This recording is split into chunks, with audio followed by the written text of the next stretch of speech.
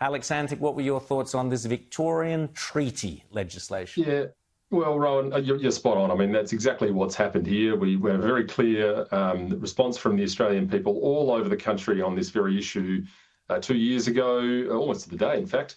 And here we are. We're still talking about it. This ideology, it's like Margaret Thatcher said, it never stops, it never sleeps, it just changes its form, and it never gives up. I think I'd add to that as well. And here we are with a state in the country now giving special rights to certain categories of people, very, very flying in the face of exactly what we campaigned against and what the Australian people rejected 2 years ago. So, look, people need to understand what's going on here. This is a bigger play through this ideology to creep into every aspect of our lives. This in particular is a bigger play with all the hallmarks of UNDRIP, the United Nations Declaration on the Rights of Indigenous People, which sounds all well and good and nice.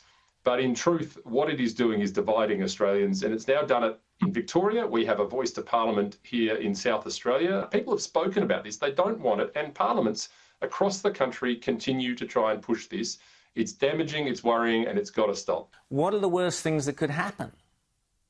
Well, I mean, time will tell, of course, because the imagination is probably the limit now, and I think we're only going to start to see the beginning of it. Yeah, look, one thing is the growth of the bureaucracy. That's the thing that always gets overlooked with this. I mean, we look very much at the mechanical features of how legislation will be passed and how this new body will talk to that legislation. But I think this will require an enormous bureaucracy behind it, which means we're getting more bureaucrats, which means we're spending more money on it. And I think the thing that really bothers me about this, besides the division, I mean, Michael's quite right about that, but the thing that bothers me most about all of this is the fact that it is going to slow the procedures and the development and the projects in this country down to an absolute snail's pace. I mean, nothing is going to get approved potentially if this is locked down in having to consult with different groups and all the, So that's what worries me most about this. It's the division on the one hand, but it's also the whole system grinding to a halt as a result of another layer of bureaucracy in a country that's over-regulated beyond belief.